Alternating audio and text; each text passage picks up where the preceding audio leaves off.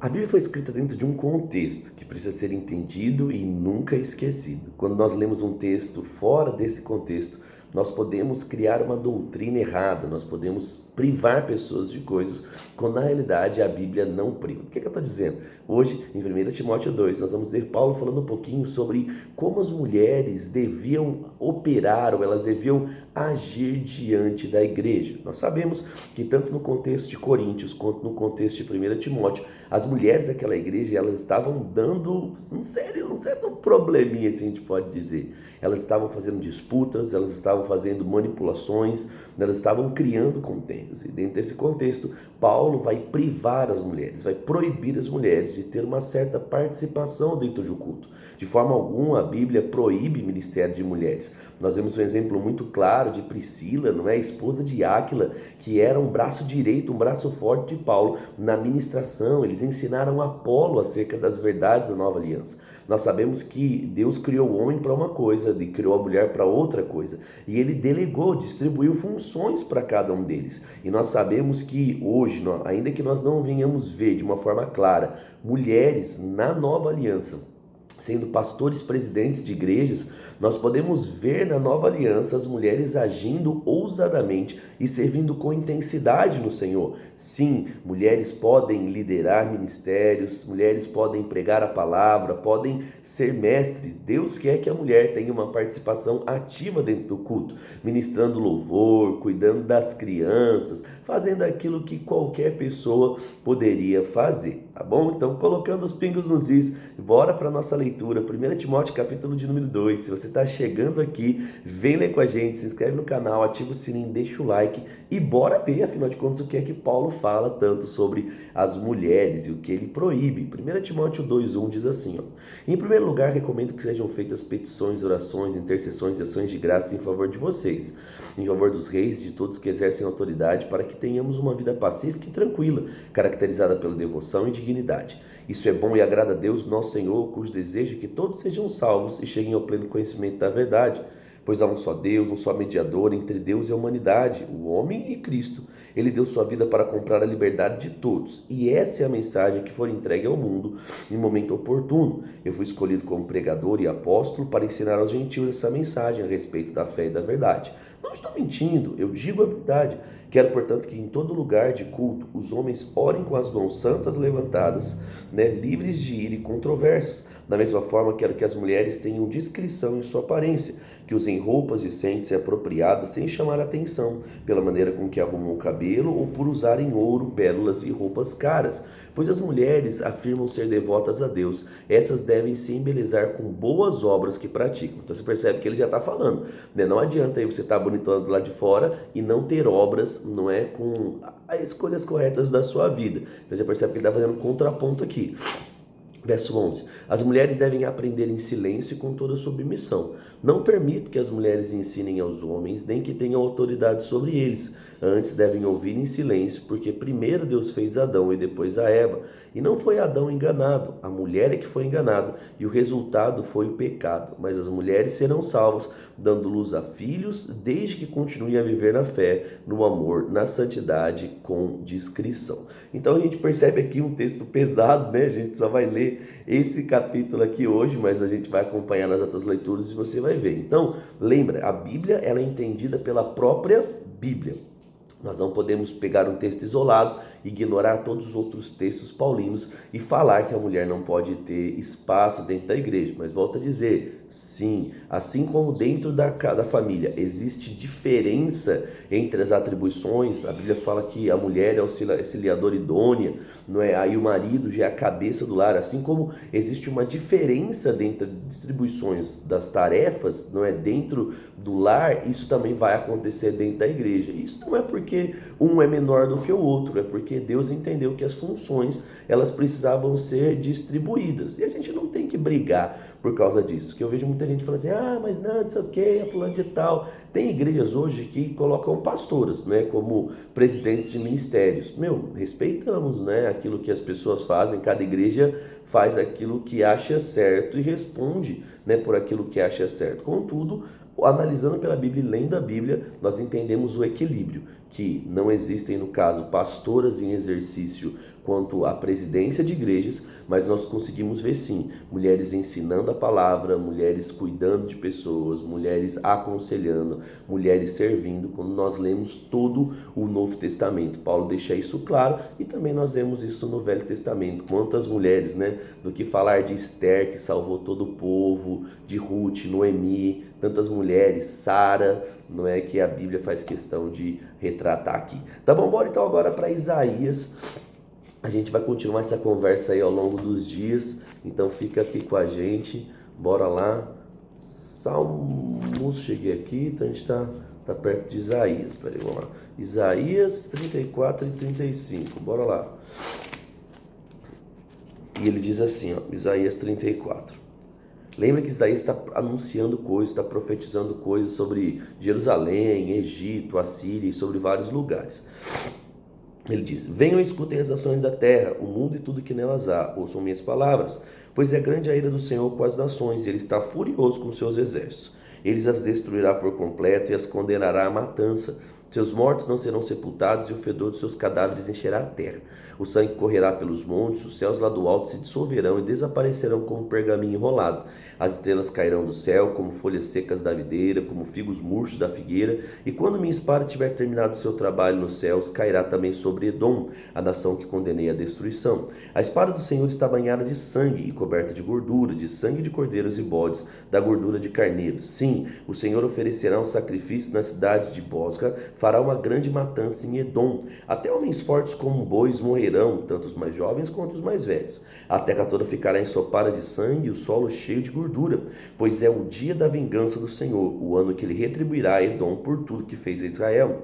Os riachos de Edom se encherão de piche ardente e a terra ficará coberta de fogo e enxofre. Esse julgamento sobre Edom jamais terá fim e sua fumaça subirá para sempre.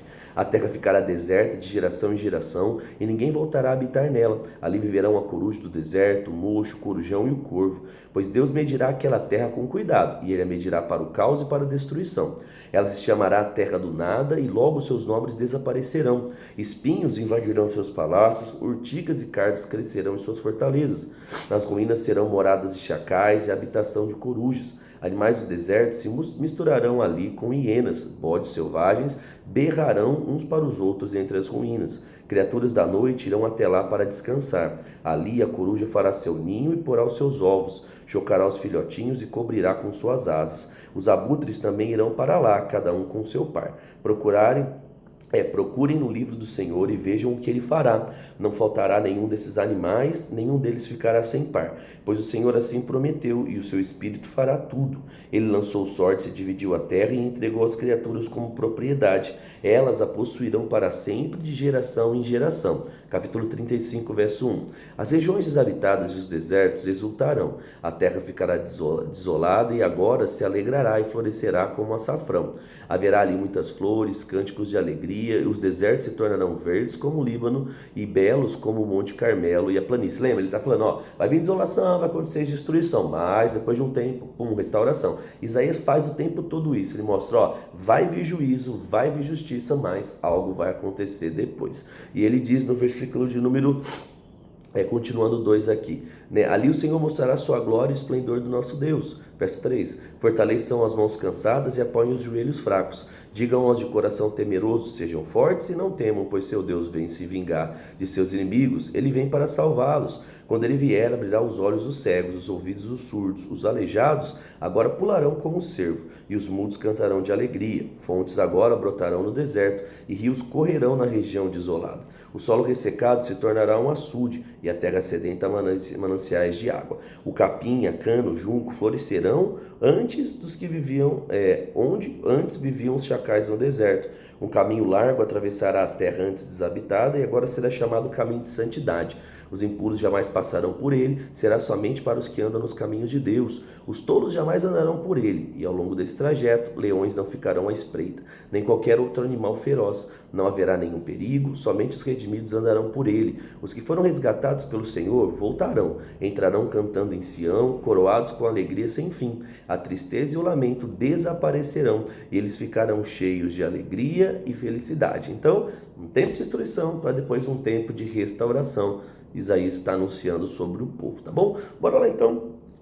Salmos 119, o maior salmo da Bíblia, na realidade é o maior capítulo da Bíblia, e nós vamos ler agora a partir do 65, do 65 até o 96, vamos achar aqui, 65, bora lá, e ele diz assim, ó: muitas coisas boas tem feito o Senhor, como prometeste. Ensina-me o bom senso e dá-me conhecimento, pois creio nos teus mandamentos.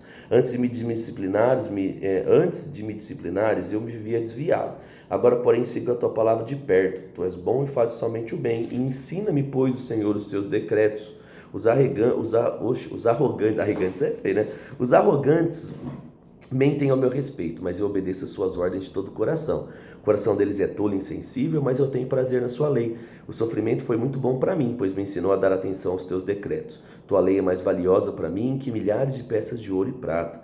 Tu me fizeste, tu me formaste, dá-me entendimento para aprender os teus mandamentos.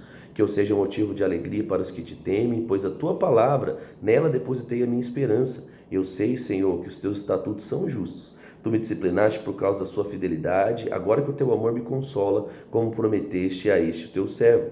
Cerca-me de tua compaixão para que eu viva, pois tenho prazer na sua lei. Que sejam envergonhados os arrogantes que mentiram a meu respeito, e eu, porém, meditarei nas suas ordens.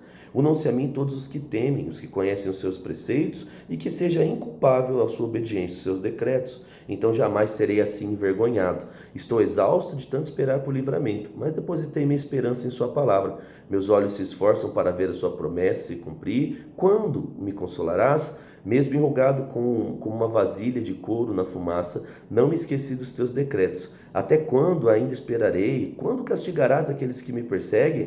Essa é a pergunta da maioria das pessoas, né? Deus, eu estou fazendo tudo certo. Quando é, né, que aquele que está fazendo mal para mim vai colher? Gente, não se preocupa com isso, não é? Você tem que se preocupar com você. O que as pessoas plantam, vai chegar um dia que é fato, a Bíblia diz que elas vão colher, mas você não deve se preocupar com isso. E ele diz, verso 85, os arrogantes não seguem a sua lei, abrem covas fundas para me pegar. Todos os seus mandamentos são confiáveis, mas me protege daqueles que me perseguem sem motivo. Quando acabarem comigo, mas eu não quase acabaram comigo, mas eu não abandonei suas ordens. Por teu amor, agora, Senhor, preserva a minha vida. Então continuarei a obedecer os teus preceitos. Verso 89. Tua palavra é eterna, Senhor, está firmada nos céus. Sua fidelidade se estende de geração a outra e duradoura como a terra que estabeleceste. Teus estatutos permanecem até hoje, pois tudo está a serviço dos seus planos. Se tua lei não fosse meu prazer, eu teria morrido em sofrimento. Jamais me esquecerei das suas ordens, pois é por meio delas que me dá vida. Sou teu, me salva, pois tenho buscado as suas ordens, embora os perversos fiquem à espreita para me matar. Meditarei em teus preceitos, percebi que até mesmo a perfeição tem limite, mas não há limite para os seus mandamentos. Então aqui, o que ele está ensinando? Ele diz assim, independente do que está acontecendo, uma boa escolha é ficar sempre com a Bíblia, é ficar com os mandamentos do Senhor. Pode parecer que nada está acontecendo, mas se você continuar fiel, vai acontecer. E aí, qual texto mais chamou a sua atenção? Foi de 1 Timóteo, falando das mulheres? Foi Isaías ou foi Salmos? Escreve aqui embaixo para eu saber o que é que Deus está falando ao seu coração. Vamos orar? Pai, te agradeço pelo dia de hoje, obrigado porque até aqui o Senhor tem nos ajudado. Eu oro mesmo para que essa palavra nos fortaleça, nos anime, que o Senhor possa, Pai, através da palavra, fortalecer, trazendo saúde, a tua palavra que é vida para aqueles que a acham e saúde para o corpo. Eu declaro agora pessoas sendo curadas. Eu oro, Pai, casamentos que estão passando por problemas sendo transformados. Eu oro por milagres sobrenaturais, Pai, vindo sobre a vida de cada um dos teus filhos, para que o teu santo nome seja exaltado. Te agradeço por mais um dia, no nome de Jesus. Amém. Amém, querido? Deixe esse like, compartilhe nas suas redes sociais e lembra, toda segunda-feira no meu Instagram, às 8 horas da manhã, nós temos uma live para te ajudar a viver uma vida acima da média. Se você ainda não está participando, está perdendo. Corre lá e no link da minha bio lá do Instagram tem um grupo do WhatsApp, você pode clicar e entrar, que é o grupo das pessoas acima da média, aqueles que estão cuidando melhor da sua saúde, da sua família, da igreja e tudo mais para viver o plano de Deus aqui nessa terra, tá bom? Amo vocês, te espero amanhã no nosso próximo vídeo. Fica com Deus e tchau, tchau.